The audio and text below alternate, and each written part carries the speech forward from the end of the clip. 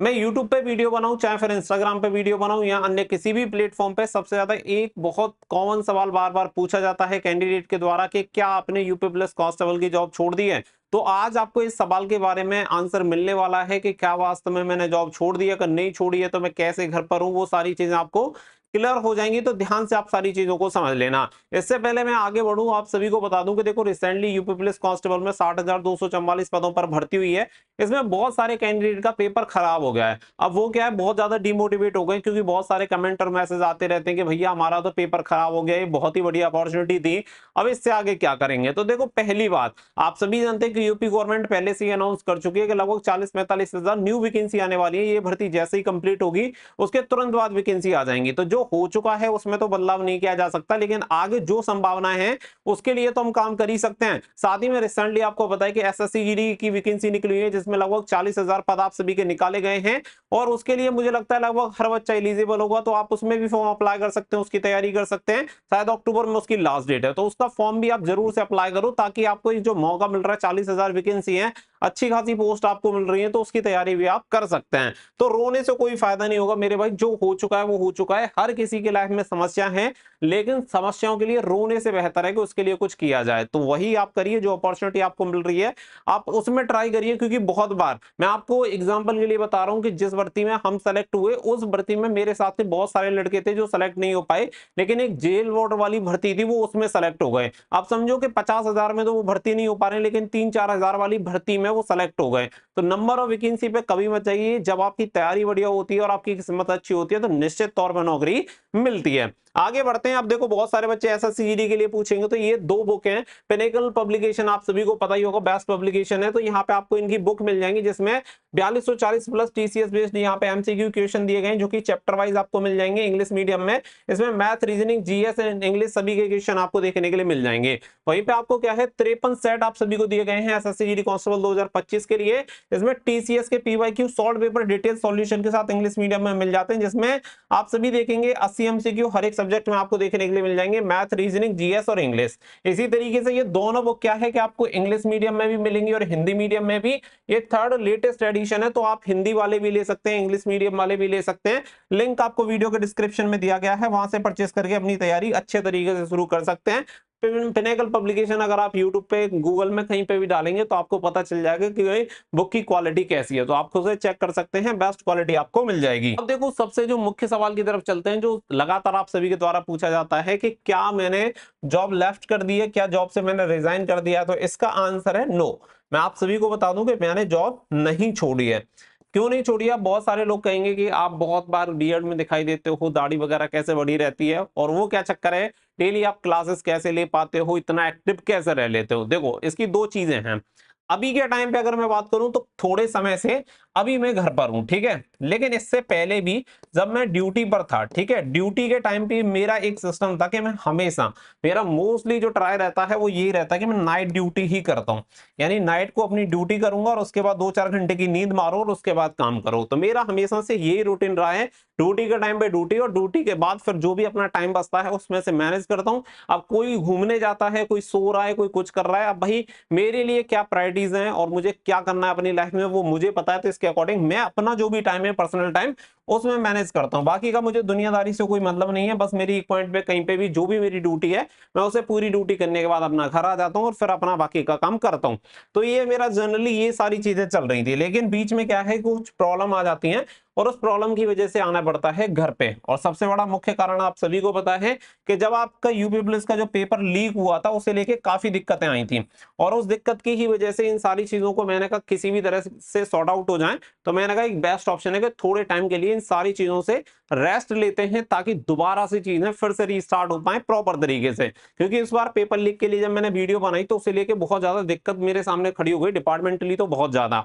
तो वो चीजें ऐसी हैं कि किसी के साथ शेयर करने से तो सॉर्ट आउट हो नहीं जाएंगी। अब मेरी प्रॉब्लम है तो वो मुझे ही फिक्स करनी पड़ेगी, अब किस तरीके से कर सकता हूँ और क्या मुझे बेटर लग रहा है उसके हिसाब से मैंने ये सारी चीजें सोची। अब यहाँ पे बात आती है कि फिर मैं इतने टाइम से घर पे कैसे हूँ। तो देखो अपने डिपार्टमेंट में क्या होता है, और मोस्टली डिपार्टमेंट में आई थिंक होता होगा EOL, यानी कि ये छुट्टी का एक प्रकार है जिसे एक्स्ट्रा ऑर्डिनरी लीव यहाँ पे बोला जाता है। तो एक्स्ट्रा ऑर्डिनरी लीव क्या है कि आप अपने अनुसार ले सकते हैं, इसमें आपको कोई भी सैलरी नहीं मिलती है, कोई भी वेतन आपको इसमें नहीं मिलेगा।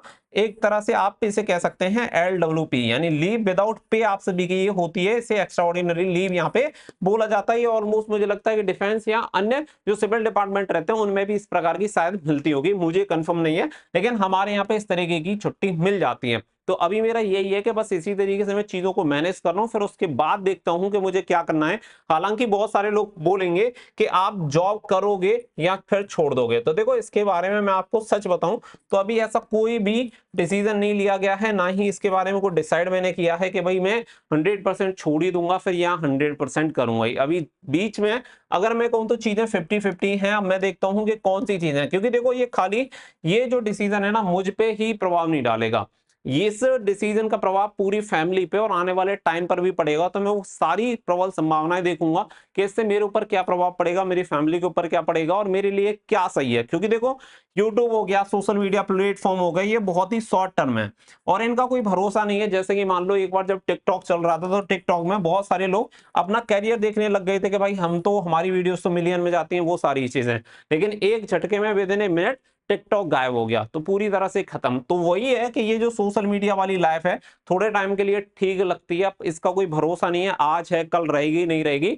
इसकी कोई श्योरिटी नहीं है। लेकिन जॉब का ऐसा है कि जॉब आपकी परमानेंट है, श्योरिटी है कि भाई सारी चीजें चलती ही रहेंगी। बाकी का आप बहुत आगे जाए ना जाए वो एक अलग सब्जेक्ट है, लेकिन चीजें आपकी ज्यादा अच्छी नहीं होंगी तो ज्यादा बुरी भी नहीं होंगी। तो इसीलिए यहाँ पे ऑलमोस्ट जो लोग होते हैं वो जॉब को प्रायोरिटी देते ही देते हैं, और मैं भी उसी लेवल से आता हूं जिस लेवल से आप आते हैं। जितना मायने आपके लिए जॉब रखती है उतना मेरे लिए भी मायने रखती है, क्योंकि मैंने इसके लिए कितना स्ट्रगल किया है वो मैं अच्छे से जानता हूं। अब किसी को वो चीजें समझ में नहीं आएंगी, अब आप खुद समझो कि आपको जॉब के लिए कितना स्ट्रगल करना पड़ रहा है, तो मुझे भी करना पड़ रहा है। बस दो तरह की चीजें होती हैं, एक बंदा हर चीज को मतलब जो होता नहीं है उसे भी दिखाता है, रोता रहता है, लेकिन मेरी प्रवृत्ति उस प्रकार की नहीं है कि अगर मेरे सामने समस्या है तो मैं यूट्यूब पे आके या कहीं पे आके रोने लग जाऊं। उसका रोने धोने का कोई फायदा नहीं है, क्योंकि हर किसी के जीवन में समस्याएं हैं, हर व्यक्ति अपनी समस्याओं से जूझ रहा है और उसे खुद ही वो सॉर्ट आउट करनी है, तो रोने का तो कोई फायदा है नहीं। तो मैं ही समझता हूं अगर आप रोगे भी तो वो समस्याएं और बढ़ जाएंगी, कम नहीं होंगी। तो सीधी सी बात यह है कि अभी जो जॉब की बात है वो मैंने जॉब छोड़ी नहीं है, मैं अभी भी वर्किंग हूं डिपार्टमेंट में, इसीलिए फोटोज वगैरह अगर आप देखते हैं तभी मैं यूज करता हूं। और बहुत सारे लोग कहते हैं फोटोज वगैरह क्यों यूज करते हो, भाई वो फोटोज वगैरह की बात ऐसी है कि उसके लिए मैंने मेहनत की है, क्योंकि वो फोटोज ऐसे तो है नहीं कि मैं रैंडम लगा रहा हूं, उसके लिए अगर मैंने मेहनत की है तो इतना तो मेरा अधिकार बनता है, दैट्स वाई मैं वो यूज करता हूं।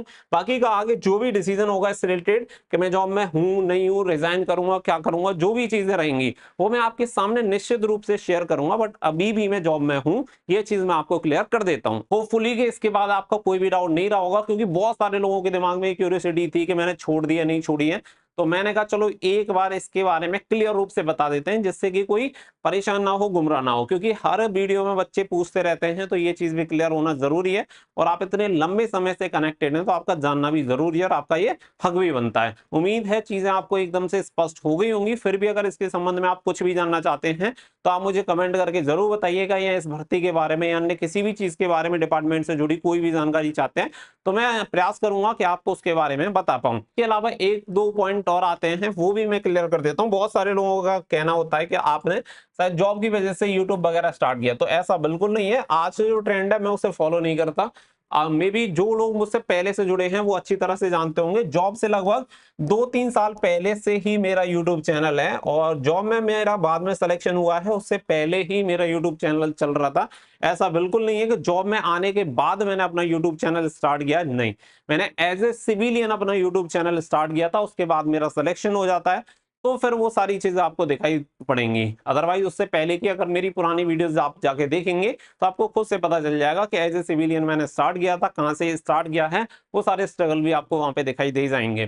तो उम्मीद है कि सारी चीजें क्लियर हैं, आगे जो भी रहेगा मैं आपको जरूर से बताऊंगा। आपके प्यार और सपोर्ट के लिए बहुत बहुत धन्यवाद।